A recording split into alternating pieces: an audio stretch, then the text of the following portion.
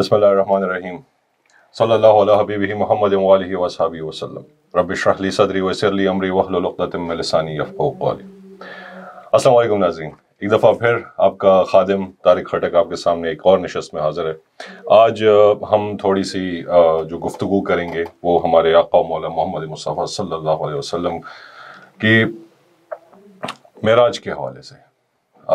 کل شب وہ گزری، ہم نے سوچا کہ تھوڑا سا ہمارا جو عقیدہ ہے اپنے آقا و مولا محمد مصطفیٰ صلی اللہ علیہ وسلم سے ریلیونٹ کچھ بات کی جائے۔ ہم کاروباری باتیں کرتے رہتے ہیں، ہم اپنی زندگیوں کو بہتر بنانے کی باتیں کرتے رہتے ہیں، لیکن ہم پر ہمارے آقا و مولا محمد مصطفیٰ صلی اللہ علیہ وسلم رحمۃ اللہ عالمین ان کا بہت حق ہے۔ انہوں نے ہماری خاطر جو کچھ سہا، انہوں نے ہماری خاطر جو کچھ برداشت کیا، ہم ساری زندگی تو کیا، ہمیں 100 زندگیاں اور مل جائیں تو تب بھی ہم ان کے وہ سارے حقوق ادا نہیں کر سکتے۔ بحیثیت امتی میں آج آپ کے سامنے حاضر وہ دانۂ سبل ختم الرسول مولائے کل، جس نے غبار راہ کو بخشا فروغ وادی سینہ، نگاہ عشق و مستی میں وہی و اول وہی آخر، وہی قرآن وہی فرقان وہی یاسین وہی طہا۔ ناظرین، اس رات جو کہ میرے خیال میں ہمارے اسلامی تاریخ کی سب سے بڑی رات ہے، اس رات جس رات اللہ تعالیٰ نے، اللہ رب العزت نے اپنی کائنات کے تمام اصولوں کو روک دیا، جس رات کو رب تعالیٰ نے اپنے کائنات کی، اپنی قدرت کی اوراق کو روک دیا، اپنے قلم کو تھما دیا، اور سب سے معتبر شے اس کائنات کی جو رب تعالیٰ نے تخلیق کی ہوئے وقت کو تھم دیا۔ کس کی خاطر تھاما، کیوں تھاما، اسی پہ آج تھوڑی سی بات کریں گے۔ لیکن اس سے پہلے یہ گزارش کرنا چاہوں گا کہ بجوز اس کے کہ کافی لوگ اپنا علم حاصل کر کے، بجوز اس کے کہ کافی لوگ اپنی ذہن کی تہوں میں گھس کے اور دنیاوی تعلیمات حاصل کر کے اس کے بارے میں بہت سے شکوک و شبہات پیش کر رہے ہیں آج کل، لیکن اللہ کا بڑا شکر ہے کہ ہم ان لوگوں میں سے نہیں، کیونکہ معراج کا واقعہ، معراج کی وہ رات وہ ہے جس دن نور اپنے مخرج سے ملا، جس دن حقیقت حق جو ہے وہ حقیقت رسول سے جا ملا، جس دن کائنات کا ہر زاویہ اس عنصر سے کام کر رہا تھا، اس جہت پہ لگا ہوا تھا کہ کس طرح رب تعالیٰ کے محبوب محمد مصطفیٰ صلی اللہ علیہ وسلم کا استقبال کیا جائے۔ فرشتوں نے باریاں لی، براق کو تیار کیا گیا، رف کو حرکت دی گئی، اور جبرائیل امین کا اس دن کوئی اور کام تھا ہی نہیں سوائے اس کے کہ ہمارے آقا و مولا محمد مصطفیٰ صلی اللہ علیہ وسلم کا استقبال کیا جائے۔ کچھ لوگ کہتے ہیں کہ اس دن قدرت کو بھی اور یہ فراق برداشت نہیں ہو رہا تھا اور اپنے محبوب کا دیدار کرنا چاہ رہا تھا، لیکن جب کوئی اپنے محبوب کا دیدار کرنا چاہتا ہے، اس سے ملاقات کرنا چاہتا ہے، تو وہ مجمع میں نہیں ہوتا، اجتماع میں نہیں ہوتا، وہ خلوت میں ہوتا ہے۔ تبھی حضور پاک صلی اللہ علیہ وسلم کو لامکان سے باہر لے جایا گیا،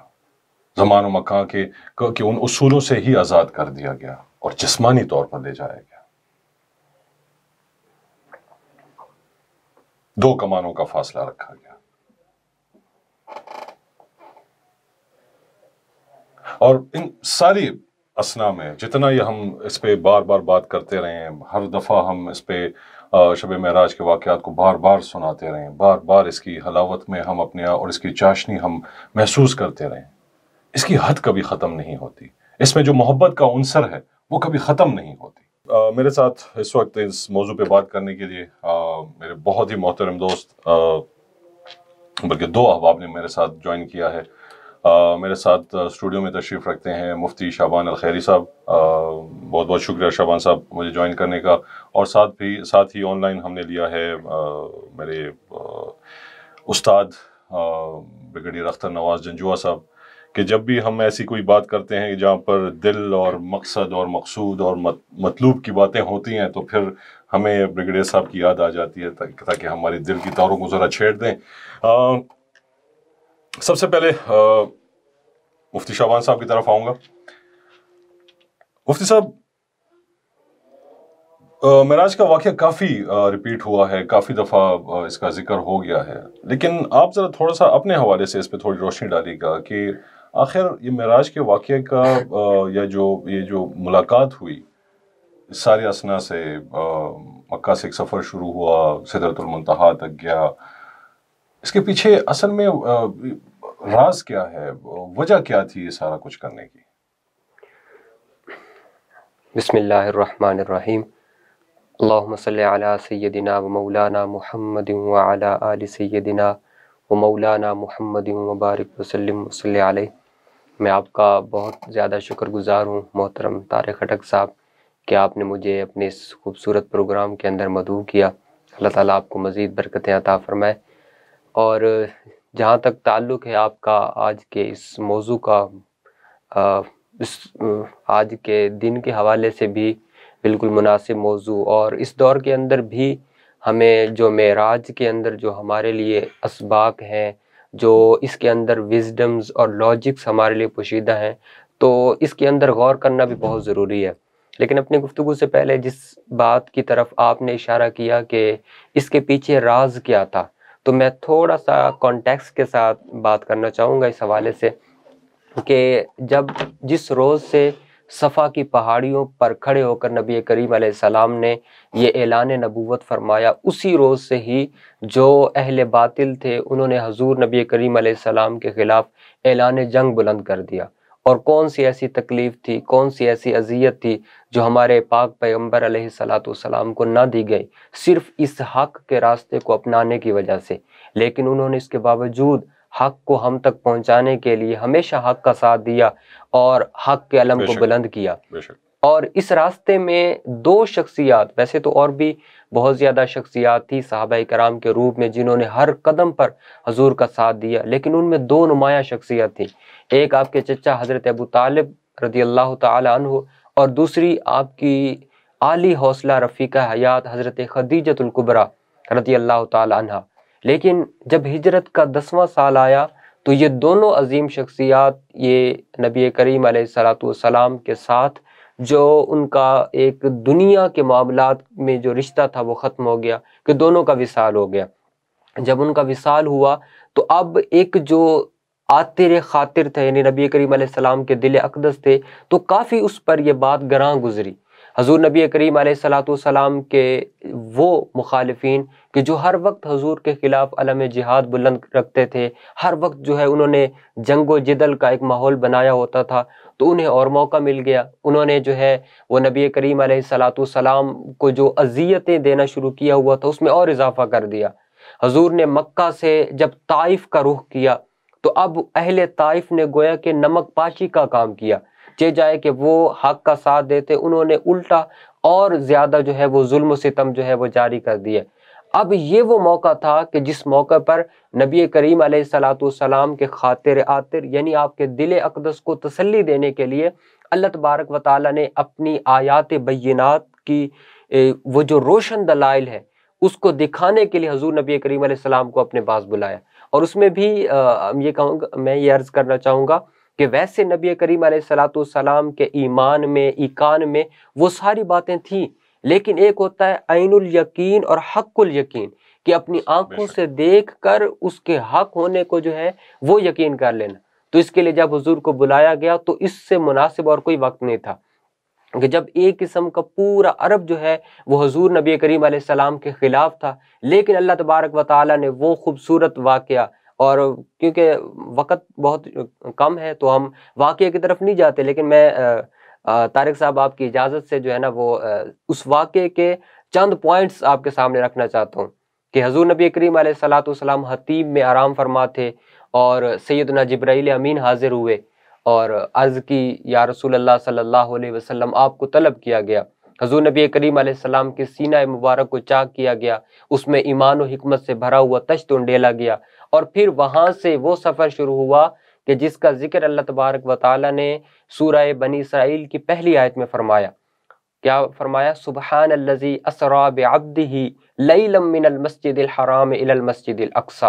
اب یہاں پر طارق صاحب میں آپ نے شروع میں سٹارٹنگ میں ایک بات کی تھی کہ ہر دور کے اندر کچھ لوگ رہے ہیں جنہوں نے جب اسلام کو جسٹ لاجکس اور عقل پر پرکھا تو انہوں نے اس چیز کا انکار کیا. لیکن اگر آپ اس آیت کے پہلے ورڈ کو پر غور کریں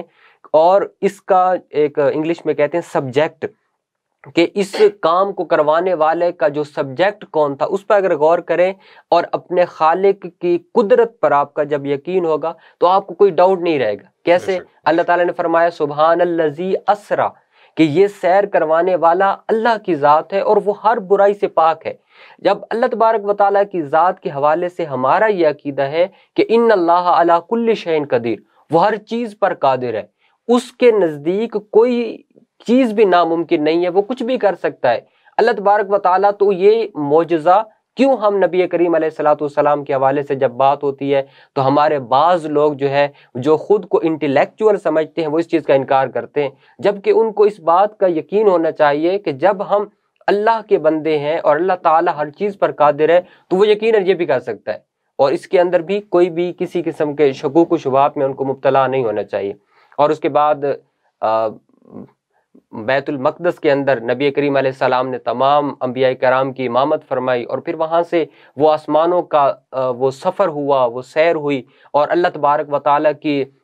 جو کائنات ہے اس کے ایک ایک راز کو جو ہے وہ حضور نبی کریم علیہ السلام پر عیاں کیا گیا. اور ہر راز کے اندر جو ہے وہ ہمارے لیے بہت زیادہ اسباق ہیں کہ جب ہم ان میں سے ایک ایک چیز پر غور کرتے ہیں، کہ جیسا کہ مشہور روایت ہے، اگر آپ کی اجازت ہو تو بات اگر لمبی نہ ہو جائے، کہ سیدہ عائشہ رضی اللہ تعالیٰ عنہ فرماتی ہیں کہ نبی کریم علیہ السلام کا جو مزاج مبارک ہے بہت خوشگوار تھا، تو مجھے حضور نے خود آفر کیا کہ عائشہ مانگو، کیا مانگتی ہو؟ تو فرماتی ہیں کہ میں نے اس موقع کو غنیمت جانا کہ اتنا بڑا چانس ہے، کوئی اچھی چیز مانگی جائے. تو کہتے ہیں کہ میں نے عرض کیا کہ یا رسول اللہ مجھے اجازت دی جائے کہ میں اپنے والد حضرت ابوبکر صدیق رضی اللہ تعالیٰ عنہ سے مشورہ کر سکوں. تو جب حضرت ابوبکر صدیق سے مشورہ کیا گیا تو انہوں نے عرض کیا کہ حضور سے جا کر یہ پوچھیں کہ معراج کی راتوں میں جو راز کی باتیں ہوئیں ان میں سے کوئی ایک بات بتا دیں. تو حضور نبی کریم علیہ السلام نے اپنے وعدے کے مطابق بتایا کہ ان باتوں میں سے ایک بات یہ ہے کہ جب کوئی میرا امتی صرف اللہ کی رضا کے لیے اپنے کسی مومن بھائی کا دل جوڑتا ہے، اس کی دل جوئی کرتا ہے، تو اللہ تعالیٰ بلا حساب کے اس کو جنت میں داخل فرما دیں گے. تو اب یہاں پر تصویر کا ایک دوسرا رخ بھی ہے جس کو حضرت ابوبکر صدیق نے جو ہے وہ واضح کیا. فرمایا جب آپ کو یہ بتایا گیا تو آپ رونے لگ گئے، اور آپ نے فرمایا کہ عائشہ آپ تو تصویر کا ایک رخ دیکھ کے خوش ہو رہی ہیں، آپ کو اس کا دوسرا رخ بھی دیکھنا چاہیے کہ اگر آپ نے کسی کی دل جوئی کی، کسی کا دل جوڑا تو بلا حساب جنت ہے، اور خدا نہ خواستہ اگر ہم نے اپنے کسی مسلمان بھائی کا دل توڑا تو پھر ہمارا کیا انجام ہوگا. تو اس طرح کی حکمتوں کے خزانے ہیں جو ہمیں اس واقعے کے اندر نظر آتے ہیں. بہت بہت شکریہ مفتی صاحب، اللہ آپ کو جزا دے جی. ہماری طرف سے پوری اجازت ہے آپ کو بولنے کی اور اپنا ٹائم لینے کی. بگڑے صاحب سر، سمت دنا، رب تعالیٰ اپنے اعلیٰ درجے سے نیچے آیا اپنے محبوب کے استقبال کے لیے. اب اس رات احدیت احمدیت کے قرب کی طالب تھی، معبودیت اور ابدیت کی خاطر قریب سے قریب تر ایک دوسرے کے ہوتے گئے. اب کیا انسان اس لیول پہ، حضور پاک صلی اللہ علیہ وسلم کی ذات اپنی جگہ ہے، ہم اس کی بات نہیں کرتے، لیکن ہم یہ جو تربیتی نشست رکھتے ہیں یہاں پر، اس کی بیسس پہ میں بات کروں گا کہ کیا انسان جب اپنی طلب کو اتنا بڑھا دیتا ہے تو کیا رب تعالیٰ کی طرف سے اسی طرح کا ریسپانس آتا ہے؟ بسم اللہ الرحمن الرحیم. یا اللہ یا صاحب النور صلی علی سیدنا و مولانا محمد صاحب النور. ڈاکٹر صاحب،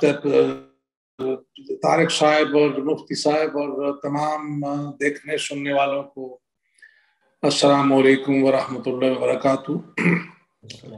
ماشاءاللہ آج ایک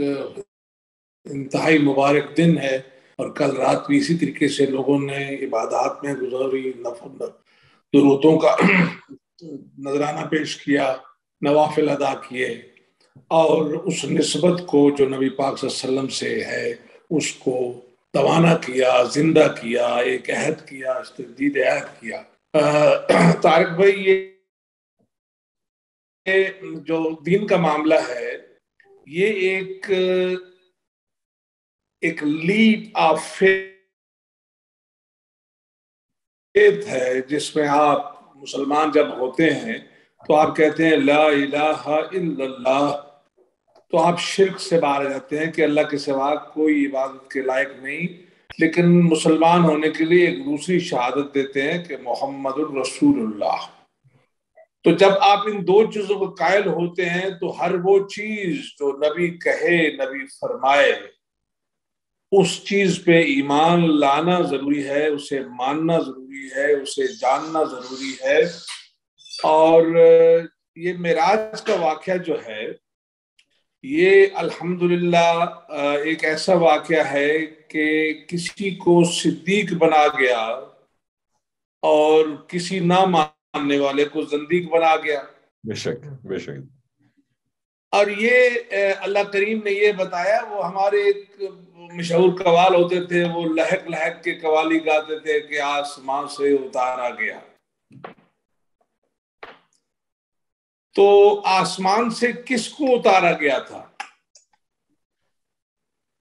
जो हमारा कॉन्सेप्ट है इलीयीन और सिज्जीन का, जन्नत दोज़ख का, वो क्या दुनिया के इसी कोने में पाई जाती है जहाँ अरवाह को रखा गया था, या आदम अलैहिस्सलाम को रखा गया, जहाँ अम्मा हवा को रखा गया था, और फिर वो शजरे ममनुआ की कहानी। तमाम जो डिवाइन रिलीजन है वो तो इस बात पे यकीन रखते हैं।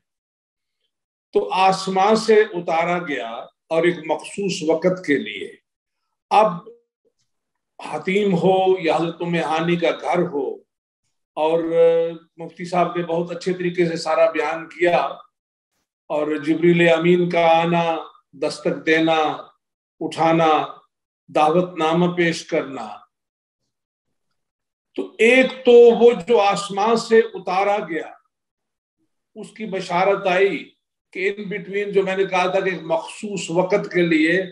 अब आपके यहाँ आपके नुज़ूल के बाद, आपके बेसत के बाद वो वक्त हजरत इंसान पे खत्म हो गया। मैं अब आपको उधर ही लेके बुलवा रहा हूँ, उधर ही मंगवा रहा हूँ जहां से वो उतारा गया था। और वो उतारा गया था एक खास जगह से, लेकिन मैं आपको उससे आगे लेके जाऊंगा। फिर एक सवारी आई, आप उस सवारी पे सवार हुए, और उस सवारी का पहला पड़ाव अपने किबला मुफ्ती साहब ने बताया कि वो मस्जिद अक्सा, वहां। अब इसको भी लिंक कीजिए आल इमरान की उस आयत से, जब नबी पाक सल्लल्लाहु अलैहि वसल्लम तमाम अंबिया के अरवाह मुक़द्दसा से अल्लाह करीम ने एक अहद लिया था कि तुम में से एक ऐसा है जब आओ, जिसका मफ़हूम ये है,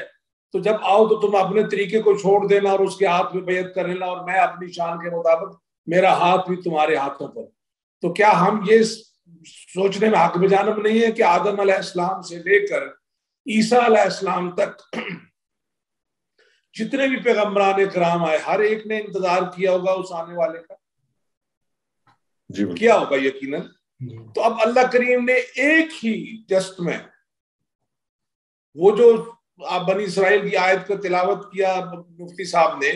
वो तमाम उनकी हसरतें भी निकाल दी। पैगम्बरान किराम को जिनको इंतजार था आल इमरान की उस आयत की रूह से, उनको भी मिला दिया। वहां सब ने अपने खुतबात पेश किए, फिर नबी पाक सल्लल्लाहु अलैहि वसल्लम ने खुतबा पेश किया, फिर इमामत की, और इमामत के बाद जो मेराज का सफर शुरू हुआ, तो पहले ही आसमान पे अपने जद्दे अमजद से मुलाकात हो गई, अबुल अंबिया से मुलाकात हो गई, और फिर जूं जूं ऊपर चढ़ते गए 7वें तक, जहां हजरत इब्राहिम अलैहिस्सलाम से बैतुल मामूर के साथ मुलाकात हुई। तो ये वो तमाम पैगम्बरान किराम हैं जिनका नाम आता है जो मुजज़ात वाले थे। तो अल्लाह करीम ने जब सैयदुल मुरसलीन बनाया और सबको ये तलकीन की कि आप लोग उस पर बैत करोगे, तो ये भी दिखा दिया कि ये सबसे बड़ा मुजज़ा है मेरे नबी का, कि आज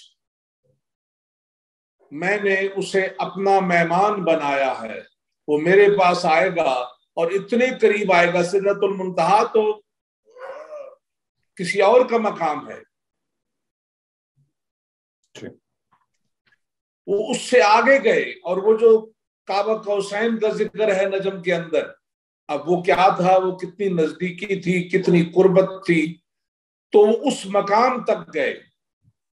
اور پھر جہاں وہاں پر جو راز و نیاز ہوئے، آپ نے کچھ بتلایا، انہوں نے حضرت عائشہ صدیقہ رضی اللہ تعالیٰ عنہ والی حدیث بھی بیان کی، اور 22 جو ہے نا وہ صحابہ کرام نے روایت کیا، حدیث میں ہے، قرآن مجید کے اندر اس کا ذکر ہے۔ تو ایک چیز جو پہلے مفتی صاحب نے فرمائی کہ جب ان کا سینہ چاک کیا گیا، تو میں یہ سمجھتا ہوں کہ یہ بھی اللہ نے کہا کہ تم لوگوں کو جب یہ شک ہوتا ہے کہ ہم ایک خاص جگہ سے اوپر کیسے جائیں گے، تو میں چونکہ قادر ہوں ہر چیز پر،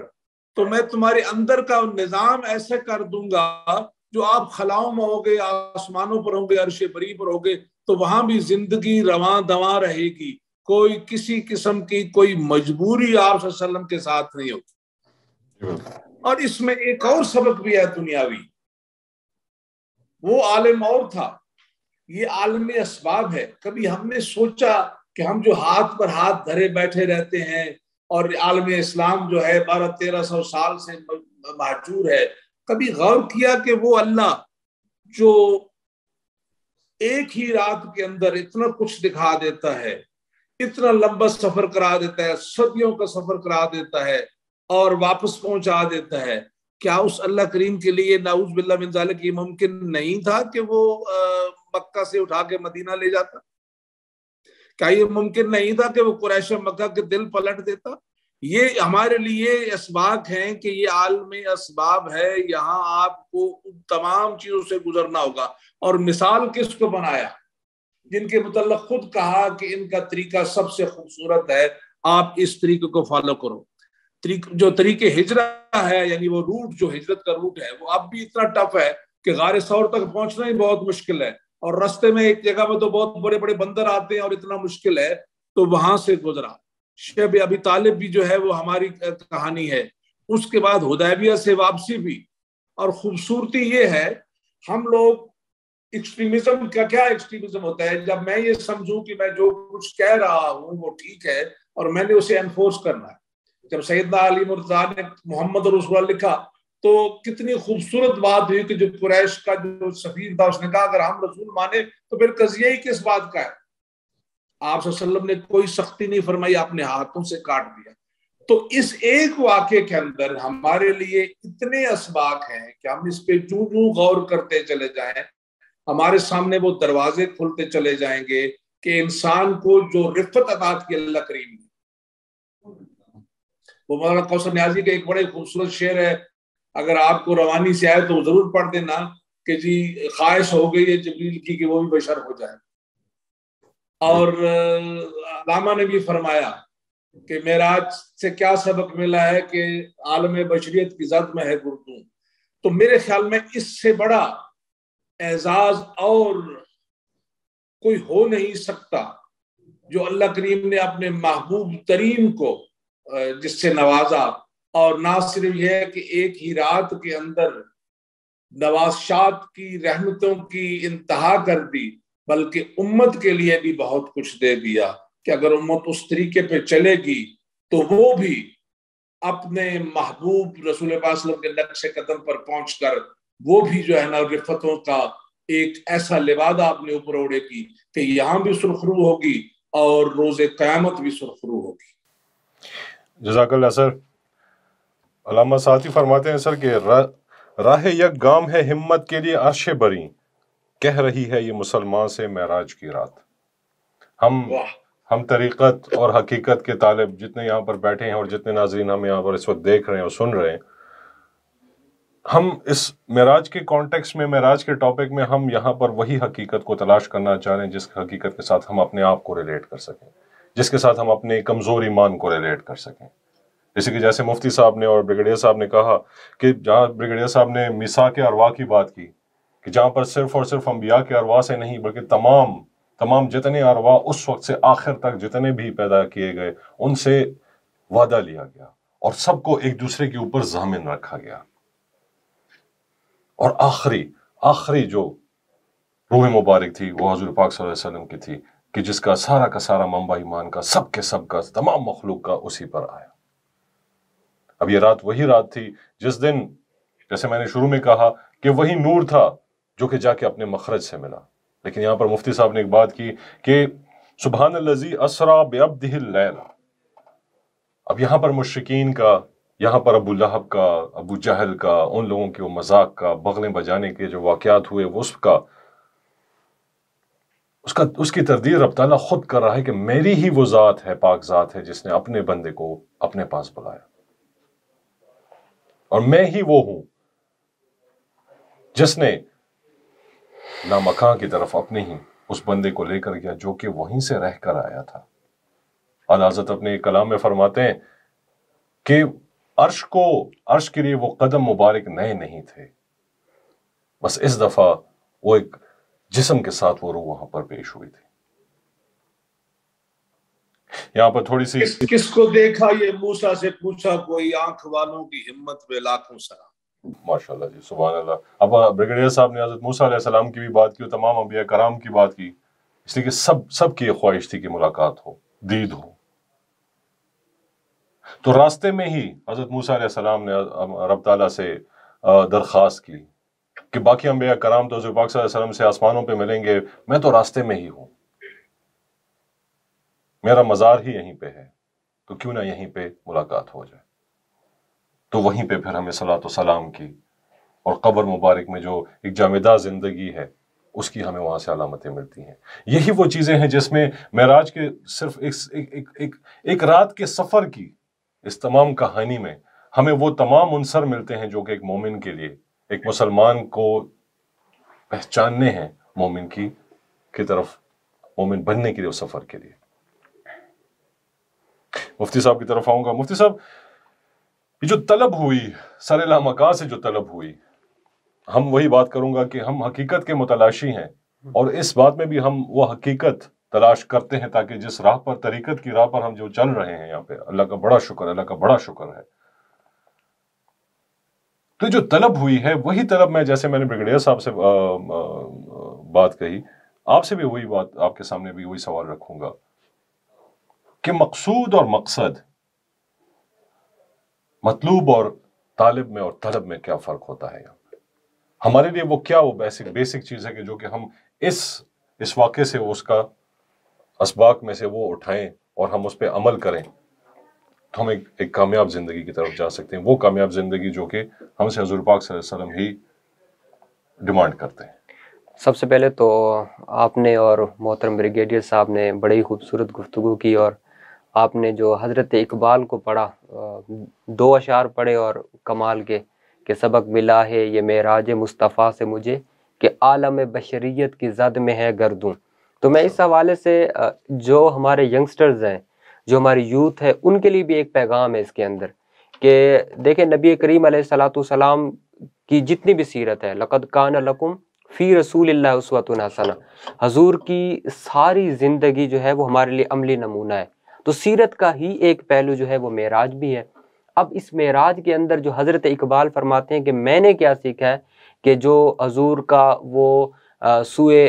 منتہا تک جانا اور پھر عالم لامکان تک جانا اور حضور کا یہ تمام آسمانوں کو عبور کرنا، تو حضرت اقبال نے جو ہمارے لیے سبق نکالا ہے نا، جیسے کہ بریگیڈیئر صاحب نے شعر پڑھا کہ عالم بشریت کی زد میں ہے گردوں، یہ آسمان کی بلندیاں، یہ زمین کی پنہائیاں، فرماتے ہیں یہ تمہارے لیے کچھ بھی نہیں ہے. جیسے کہ ایک دوسرے مقام پر ہے نا، پرے ہے چرخ نیل فام سے منزل مسلماں کی، کہ ستارے جس کی گرد راہ ہوں وہ کارواں تو ہے. فرماتے ہیں کہ یہ بلند و بانگ، یہ ستارے، یہ سورج، یہ آسمان، یہ تمہاری منزل نہیں ہے، تم اس سے کہیں بلند ہو، تم نے تو اپنے آپ کو پہچاننا ہے. اور وہ کہتے ہیں نبی کریم علیہ السلام کی حدیث پاک ہے، من عرف نفسہ فقد عرف ربہ، تم اپنے آپ کو پہچانو. جب تم نے خود کو پہچان لیا تو تم رب کو بھی پہچان لو گے، پھر تو تمہارے لیے کوئی مسئلہ نہیں. لیکن خود کو جو پہچاننا ہے، جو اپنی معرفت ہے، وہ اتنی جلدی حاصل نہیں ہو سکتی. اور جب اپنی معرفت حاصل ہو جائے گی تو رب کی معرفت حاصل ہو جائے گی. اور رب نے اپنی معرفت کے حوالے سے کیا فرمایا؟ الرحمن فاسأل بہ خبیرا. اگر تم نے رحمان کی معرفت حاصل کرنی ہے تو کسی باخبر سے پوچھو، کسی ایسے سے پوچھو کہ جس کو پتہ بھی ہو. اور میں اکثر اگزامپل دیا کرتا ہوں کہ لیٹس سپوز ابھی ہم اسلام آباد میں ہیں، اب اگر میں نے لاہور جانا ہے تو میں اپنے کسی ایسے دوست سے پوچھوں گا کہ جو کبھی لاہور جا بھی چکا ہے. اب ایک بندہ ہے جس نے لاہور دیکھا ہی نہیں ہے تو وہ مجھے لاہور کا کیا بتائے گا؟ اسی لیے اللہ تعالیٰ نے فرمایا کہ رحمان کے بارے میں اگر جاننا چاہتے ہو تو کسی ایسے سے پوچھو کہ جس کو پتہ بھی ہو. اب وہ لوگ کون ہیں؟ وہ اللہ کے اولیاء ہیں جو اللہ کا قرب رکھتے ہیں، جن کا صبح و شام کا وظیفہ اپنے رب کو راضی کرنا ہے، جو ہر وقت اللہ کی رضا کے اندر اور اللہ کی رضا کی طلب کے اندر جو ہے وہ اپنی زندگی بسر کر لیتے ہیں. اور جب ہم ان کے ساتھ ہو جائیں گے تو پھر وہ ہمیں بھی وہی قرب مل جائے گا اور ہمیں بھی وہی مقام مل جائے گا. تو یہ جو معراج ہے، یہ گویا کہ اگر میں اس کو تھوڑا سا جیسا کہ ایک خوبصورت پہلو چل رہا ہے اس کے ساتھ اگر موٹیویشن کا ٹچ دوں کہ جو ہمارے ینگسٹرز کے لیے جو اس کے اندر موٹیویشن ہے وہ کیا ہے کہ وہ اس سے یہ سبق سیکھیں کہ یہ جتنے بھی عالم کون و مکان کی جتنے بھی راز ہیں ہمیں بھی ان تک جو ہے وہ جانے کا ایک راستہ دیا گیا ہے. اور وہ راستہ کہاں سے جاتا ہے؟ وہ حضور کی سیرت کے ذریعے جاتا ہے کہ جب ہم حضور کی سیرت کو اپنائیں گے، حضور کی صحیح معنوں میں غلامی اختیار کریں گے تو پھر ہمیں بھی اس طرف جانے کا ایک راستہ مل جائے گا کہ جس راستے میں اس تمام عالم کے جتنے بھی بڑی بڑی چیزیں ہیں وہ ساری آپ کی گرد راہ ہوں گی. بہت بہت شکریہ شعبان صاحب. ایک مصور، ایک تخلیق کار جب ایک چیز اپنا نمونہ بناتا ہے تو ایک عام عادت ہے کہ اس کو جب وہ ریویل کرنے کی کوشش کرتا ہے تو اس کو بڑے ہلکے ہلکے طریقے سے دیکھتا ہے اور ایک دم سے نہیں دیکھتا کہ شاید نظر ہی نہ لگ جائے. یہاں پر میں برگیڈیئر صاحب ایک اس کی طرف ادرم منی کی طرف میں تھوڑا سا اشارہ کرنا چاہوں گا کہ رب تعالیٰ نے حضور پاک صلی اللہ علیہ وسلم کو فرمایا کہ رک جائیے میرے حبیب، رک جائیے. اور اس کے بعد ائمہ کرام اور اولیاء کرام لکھتے ہیں اپنی کتابوں میں کہ حضور پاک صلی اللہ علیہ وسلم نے 1000 قدم لیے رب تعالیٰ کی ذات کی طرف. جب حقیقت حق اور حقیقت رسول ایک دوسرے کے سامنے تھے تو اس وقت ہر قدم پر آواز آئی کہ ادرو منی میرے حبیب، رک جائیے. اور یہ وہ قدر تھی کہ خالق اپنے سب سے حسین تخلیق کو آہستہ آہستہ دیکھتا جائے اور اس کی دید کرتا جائے. کیا یہ جو قدر ہے، یہ جب رب تعالیٰ حضور پاک صلی اللہ علیہ وسلم کی ذات کے ساتھ اس حد تک کر سکتے ہیں جو کہ وجہ کائنات کو، تخلیقی کائنات خالق کائنات اپنے پاس بلا رہے ہیں، تو ہم اس میں جن عناصر کی بات کرتے ہیں، جیسے شعبان صاحب نے کہا کہ ایک موٹیویشن لینے کی کوشش کرتے ہیں اس میں سے، تو اس میں سے سب سے بڑی چیز جو ہمیں ملتی ہے وہ نماز کا تحفہ ملتا ہے ہمیں. تو ہم تو برگیڈیئر صاحب ہم تو اسی سے دور ہوئے چلے جا رہے ہیں، ہمارے نوجوان تو اسی سے دور ہوئے چلے جا رہے ہیں. تو ہماری نماز، ہماری معراج کیسے بن سکے گی برگیڈیئر صاحب؟ پہلے تو مفتی صاحب نے ماشاءاللہ بڑا ہی اچھا ایک طرف جو ہے وہ متوجہ کیا ہماری نوجوان نسل کو، نوجوان کیا کل مسلمین کو، کہ چونکہ اللہ کریم نے کہا ہے کہ ان کریم نبی کا جو اسوہ حسنہ ہے وہ آپ لوگوں کے لیے خوبصورت رستے کی ایک رستہ ہے. تو میرے خیال میں اس سے جو بھی ہمارے سننے والے ہیں، جن تک ہماری آواز پہنچے، ان کے لیے یہ پیغام جو مفتی صاحب نے دیا یہ بہت خوبصورت پیغام ہے کہ اللہ کریم تک پہنچنے کے لیے نبی پاک صلی اللہ علیہ وسلم کا رستہ ہی ہے اور کوئی رستہ نہیں ہے. اس کے لیے ان کی سیرت، وہ جو ایک بہت ہی مشہور نعت کا ایک شعر ہے کہ بخدا خدا کا یہی ہے گھر نہیں اور کوئی مفر مکر، جو وہاں پہ ہو یہیں آ کے ہو، جو یہاں نہیں تو وہاں نہیں. تو اس لیے ہم تمام کو، جتنی مسلمان ہیں دنیا میں، ہر طریقے سے، اور سب سے زیادہ ریکارڈڈ شخصیت ہے نبی پاک صلی اللہ علیہ وسلم کائنات کی، ہر پہلو آپ کی زندگی کا جو ہے وہ ریکارڈڈ ہے. اس لیے گورنمنٹ لیول پہ، ذاتی لیول پہ، انفرادی لیول پہ، اجتماعی لیول پہ ہمیں یہ کاوش کرنی ہے کہ ہم نے نبی پاک صلی اللہ علیہ وسلم کی زندگی جو ہے اس کو نہ صرف پڑھنا ہے، دیکھنا ہے، بلکہ ان طریقوں پہ چلنا ہے جن طریقے آپ نے جو سکھلائے ہم سب کو، ان طریقوں پہ چلیں گے تو دنیاوی فلاح بھی اور اخروی فلاح بھی ہماری ہے۔ پہلے تو میں نے وہ شعر ڈھونڈ لیا، اس شعر کو بیان کر دوں، پھر آگے چلوں گا، کہ جو مولانا کوثر نیازی کا شعر تھا کہ تیری عظمت کی جھلک دیکھ کر معراج کی رات کب سے جبریل کی خواہش ہے بشر ہو جائے۔ اب دوسری طرف میں آؤں گا کہ ہمیں جو مقام ہے نبی پاک صلی اللہ علیہ وسلم کا، وہ جاننے کی بھی ضرورت ہے، ماننے کی بھی ضرورت ہے، اور اس کے لیے اپنے تن من دھن کو وقف کرنے کی بھی ضرورت ہے۔ اگر آپ قرآن مجید کی تلاوت کرتے ہیں، تفاسیر پڑھتے ہیں، تراجم پڑھتے ہیں، تو ہر طرف رحم اور کرم ہے، رحمتوں کا ہی رحمتوں کا ہے، کہ اللہ کریم نے فرمایا قل یا عبادی الذین اسرفوا علی انفسہم لا تقنطوا من رحمت اللہ، سب گناہ معاف کروں گا، میں غفور الرحیم ہوں۔ لیکن ایک اور جھلک بھی نظر آتی ہے کہ وہ تمام لوگ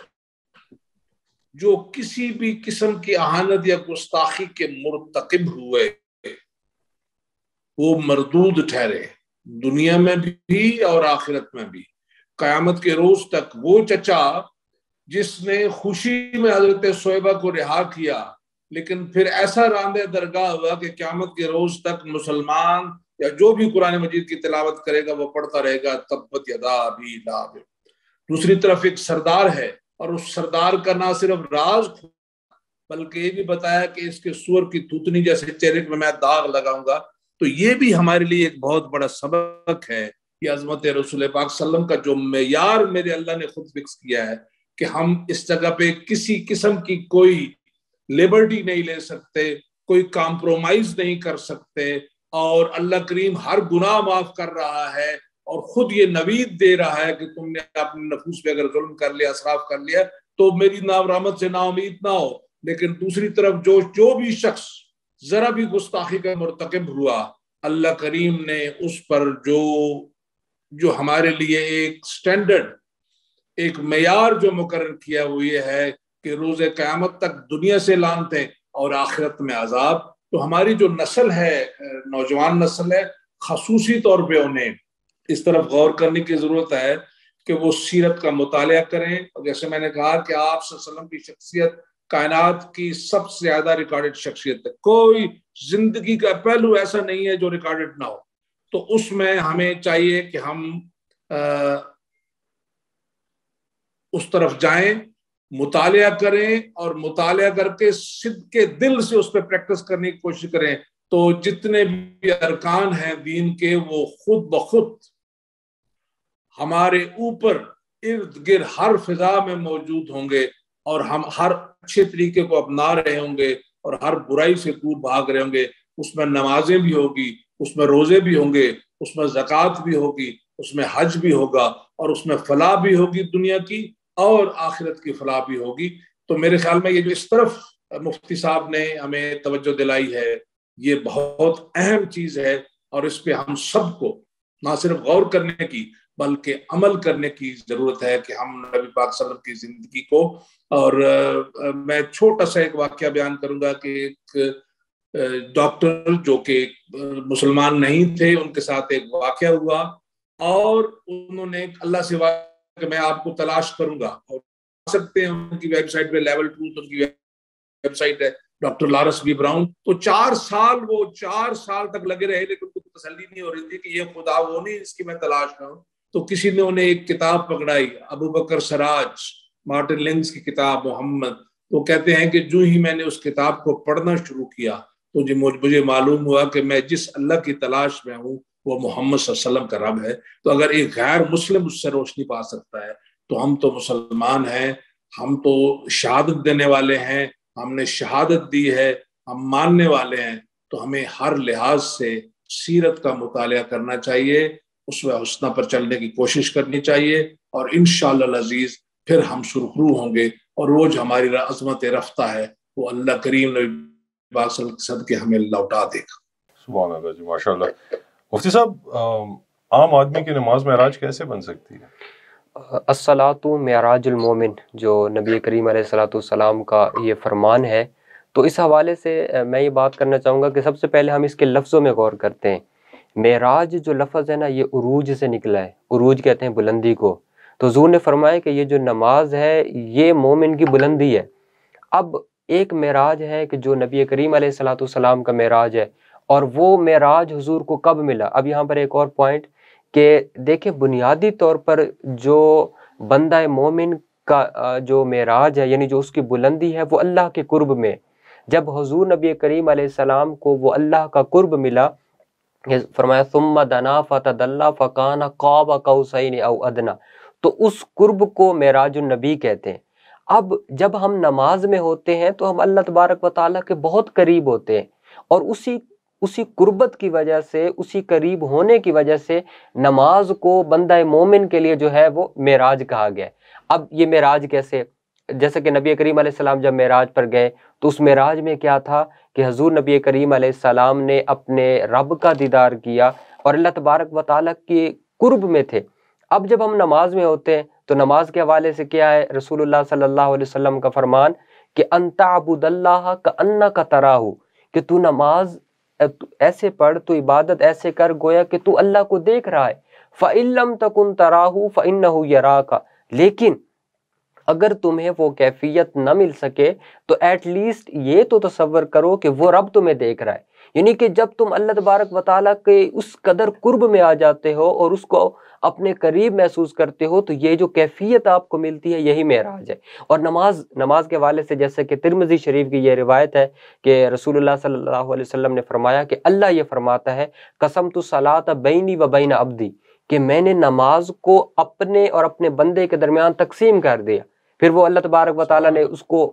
مزید فرمایا کہ جب میرا بندہ کہتا ہے الحمدللہ رب العالمین، تو فرمایا کہ میں آگے سے کہتا ہوں حامدنی عبدی، میرے بندے نے میری حمد کی۔ اور جب وہ کہتا ہے الرحمن الرحیم، تو میں کہتا ہوں اسنا علی عبدی، میرے بندے نے میری ثنا کی۔ پھر وہ آگے اسی طرح ایک ڈیٹیل کے ساتھ جو ہے وہ روایت ہے، اور اس میں اللہ تبارک و تعالیٰ نے فرمایا کہ آدھی نماز بندے کے لیے ہے اور آدھی میرے لیے۔ کہ بندے کے لیے کیا ہے کہ گویا کہ وہ اللہ سے کلام کر رہا ہے، اور اللہ کے لیے کیا ہے کہ جب اللہ تبارک و تعالیٰ کی ذات گویا کہ اس سے کلام کر رہی ہوتی ہے۔ تو اسی طرح جب ہم اگر تشہد کو اٹھائیں اور تشہد کے جو الفاظ ہیں جب آپ ان میں غور کریں، التحیات للہ والصلوات والطیبات،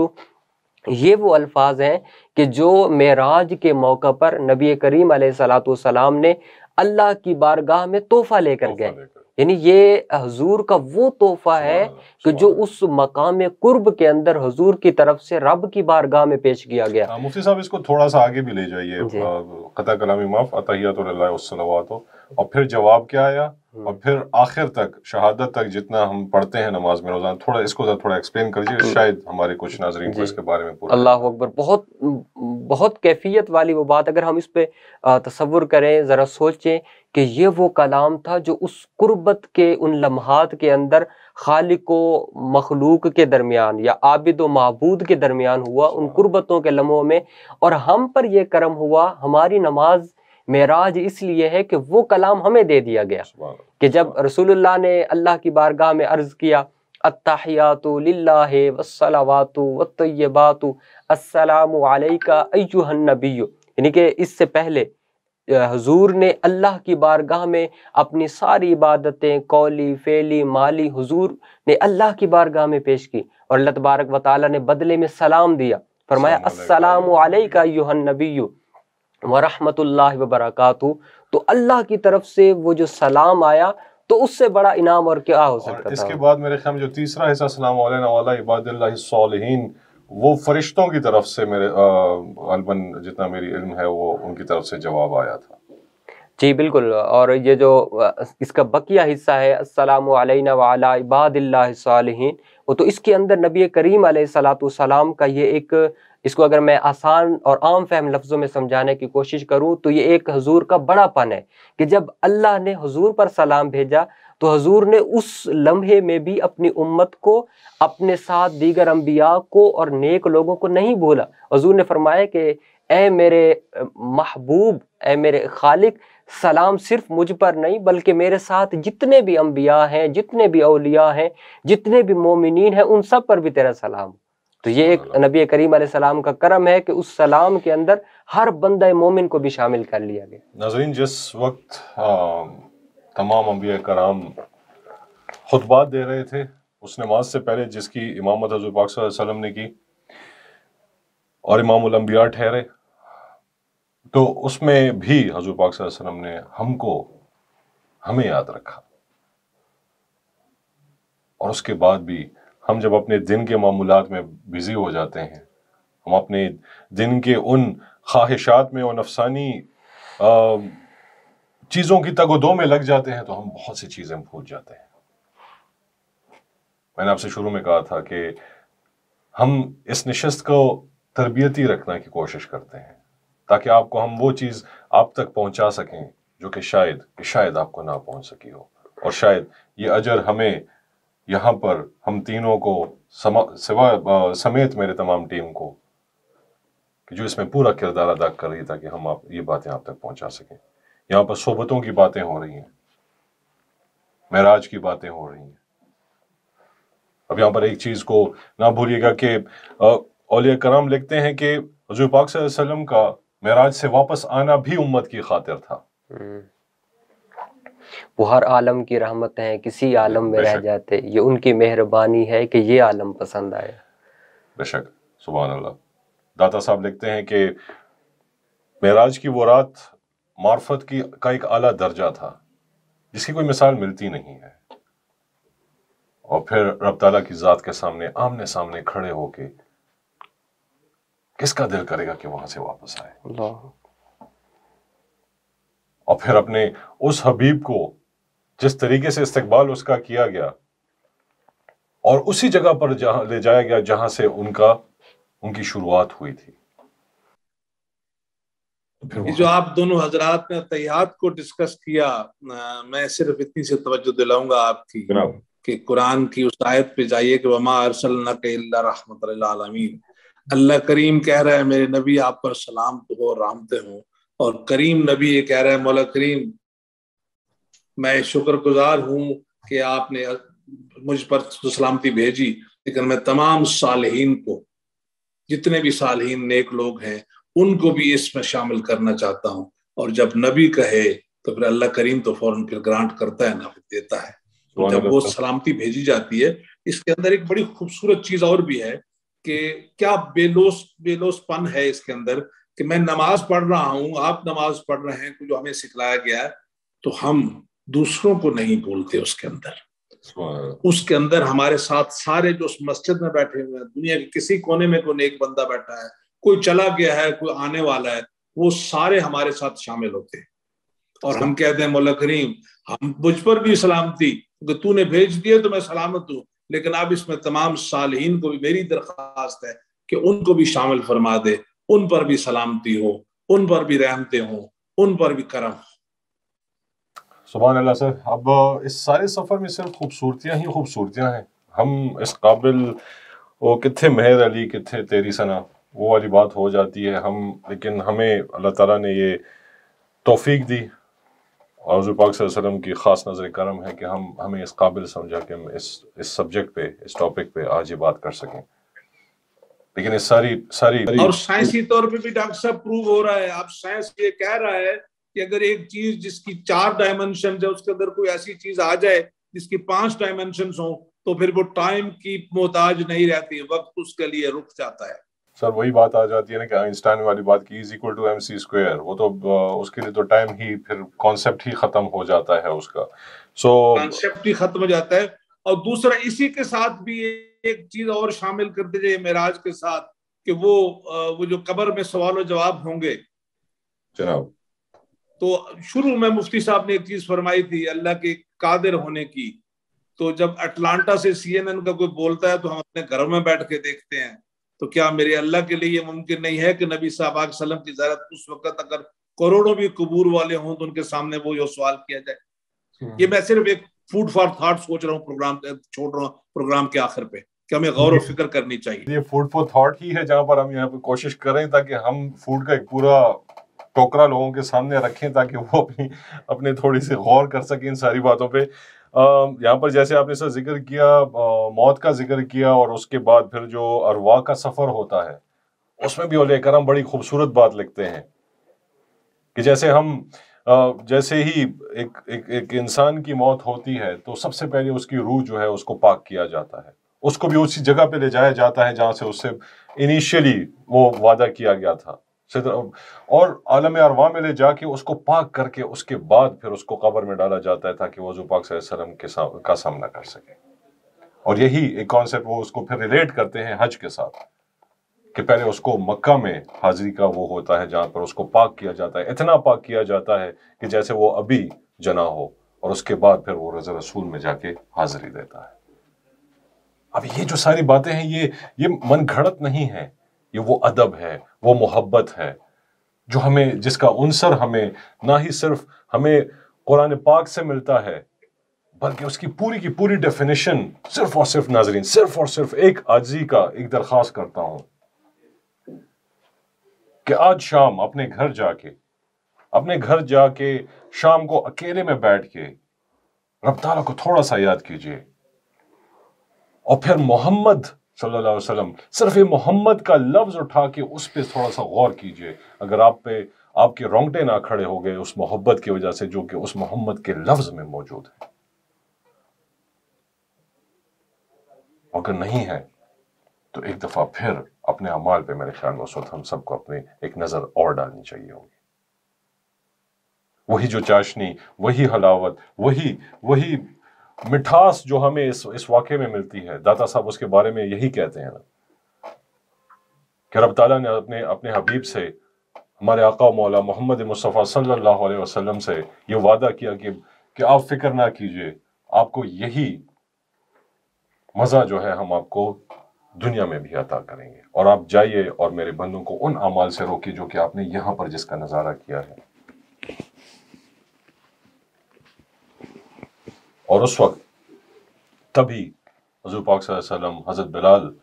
کو بلا کر اذان دلواتے تھے۔ وہ اذان کا بیسک مقصد کیا تھا؟ وہ یہی تھا کہ وہی معراج کا سفر اور وہی جو چاشنی ان کو اس وقت اس ملاقات میں ملی تھی وہ وہیں پہ ان کو نصیب ہو۔ اور جو کہتے ہیں کہ حضور پاک صلی اللہ علیہ وسلم کہ مصلی پر ایک پاؤں یہاں ہوتا تو دوسرا جنت میں ہوتا۔ ان ساری باتوں کے بعد میرے خیال میں ایک آخری کامنٹس لینا چاہوں گا دونوں مہمان گرامی سے، اور ان کا بہت بہت شکریہ ادا کرتا ہوں، اور ساتھ ہی ساتھ ہمارے بہت ہی محترم دوست ہیں، ہمارے آستانہ شریف الخیریہ کے آفیشل نعت خواں ہیں رفیق الخیری صاحب، وہ آخر میں ایک چھوٹا سا کلام بھی آپ کے سامنے پیش کریں گے۔ تو آخری کامنٹس میں وگڑے صاحب، سر آپ کی طرف the last comment sir, a short one۔ جی ماشاءاللہ، آپ نے جو سلسلہ شروع کیا ہوا ہے آپ اسے جاری رکھیے،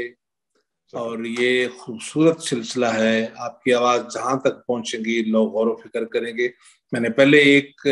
پوائنٹ اٹھایا، دوسرا پوائنٹ یہ دے رہا ہوں کہ میرے اللہ کریم نے میری اور آپ کی اور انسانوں کی تربیت کے لیے ایک بہت عرصے تک تربیت کا جو ہے وہ چلائی، اور پھر ایک وقت آیا کہ جبل رحمت کے کنارے یہ بتایا کہ آج میں نے نعمتوں کا اتمام کر دیا اور تمہارے لیے زندگی گزارنے کا طریقہ مکمل کر دیا۔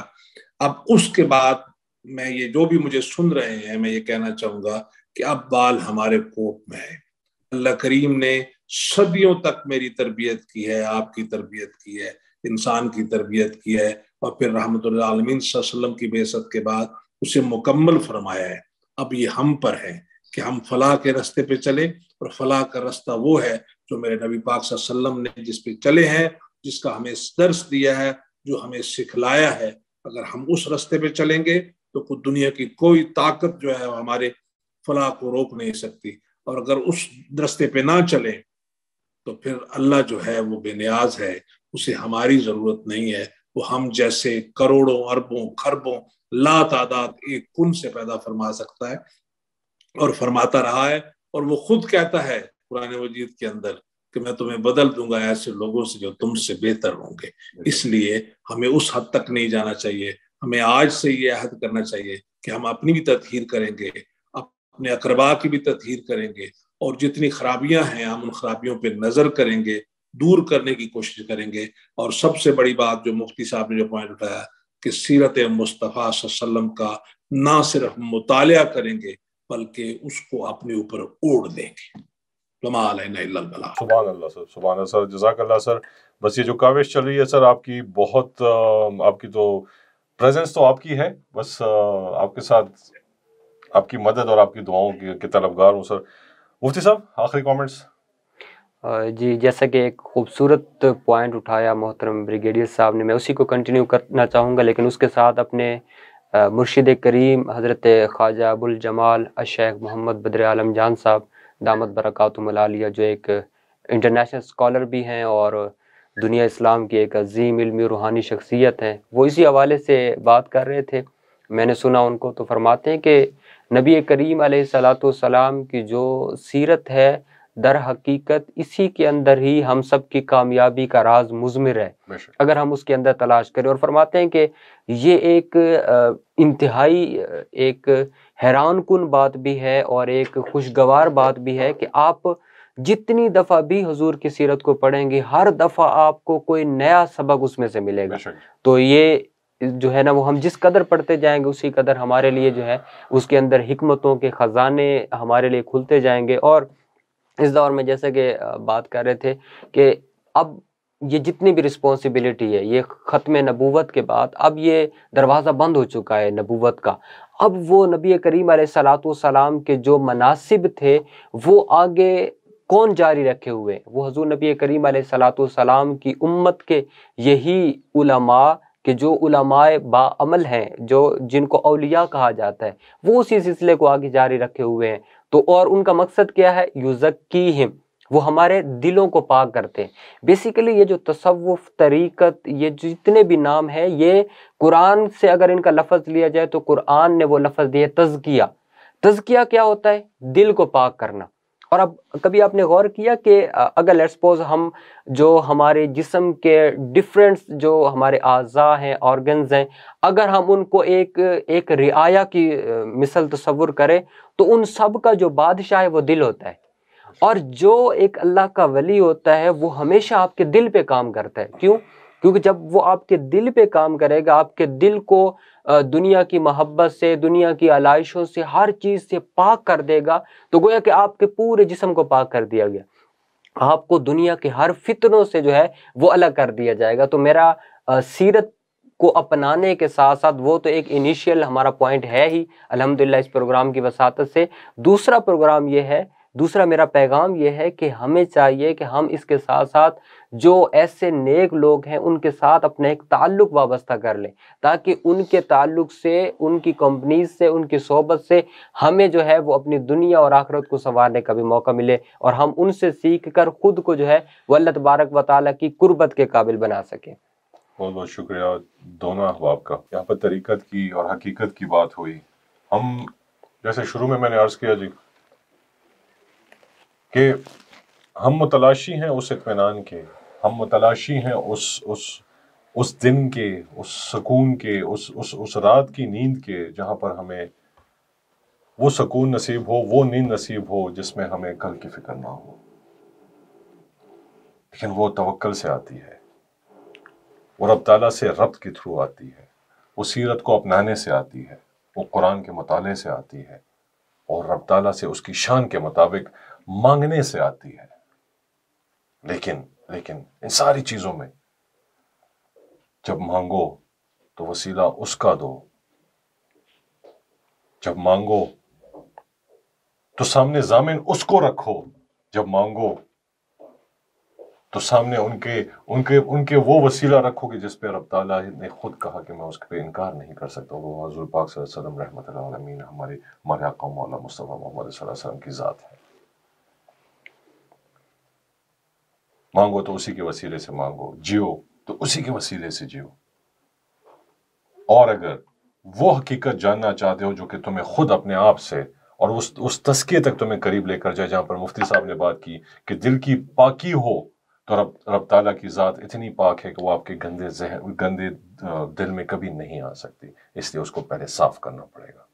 اور جب وہ صاف ہوگا تو تبھی ایک مسلمان کی نماز معراج بن جاتی ہے اور اس کا مومن کی طرف سفر شروع ہو جاتا ہے۔ امید کرتا ہوں کہ یہ چھوٹی سی کاوش ہم نے آپ کے سامنے ایک دفعہ پھر رکھی، آپ کو قبول ہو، رب تعالیٰ کی ذات کی بارگاہ میں یہ قبول ہو، حضور پاک صلی اللہ علیہ وسلم کی بارگاہ میں اس کو قبول کیا جائے۔ ایک چھوٹی سی کاوش تھی، ہم اتھرو میلے مسلمانوں کی جو کہ ان کے امتی ہیں، لیکن ہم ایک کردار ادا کرنا چاہتے ہیں یہاں پر اس نشست کے تھرو۔ اور اس کے بعد آپ کے سامنے ہمارے رفیق الخیری صاحب آئیں گے جو کہ ایک چھوٹا سا کلام آپ کے سامنے پیش کریں گے اسی چینل کی وساطت سے۔ امید کرتا ہوں کہ آپ کا اگلا ہفتہ بہتر گزرے، آپ سے اگلی دفعہ دوبارہ ملاقات ہوگی۔ بس اتنا کہوں گا، آخر میں ہمیشہ کہتا ہوں کہ اپنے رشتے نبھائیے، دوسروں پر احسان کیجیے تاکہ آپ پر بھی احسان کیا جائے۔ بہت بہت شکریہ جی، اللہ حافظ۔ صلی اللہ علیہ یا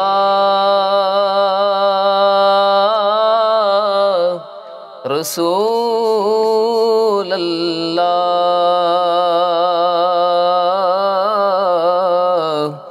وسلم علیک یا حبیب اللہ۔ اپنے دامان شفاعت میں چھپائے رکھنا، اپنے دامان شفاعت میں چھپائے رکھنا، میرے سرکار میری بات بنائے رکھنا، میرے سرکار میری بات بنائے رکھنا۔ میں نے مانا کہ نکما ہوں مگر آپ کا ہوں، میں نے مانا کہ نکما ہوں مگر آپ کا ہوں، اس نکمے کو بھی سرکار نبھائے رکھنا، اس نکمے کو بھی سرکار نبھائے رکھنا۔ آپ یاد آئے تو پھر یاد نہ آئے کوئی، آپ یاد آئے تو پھر یاد نہ آئے کوئی، غیر کی یاد میرے دل سے بھلائے رکھنا، غیر کی یاد میرے دل سے بھلائے رکھنا۔ شاید اس راہ سے خالد میرے آقا گزرے، شاید اس راہ سے خالد میرے آقا گزرے، اپنی پلکوں کو سرے راہ بچھائے رکھنا، اپنی پلکوں کو سرے راہ بچھائے رکھنا، میرے سرکار میری بات بنائے رکھنا.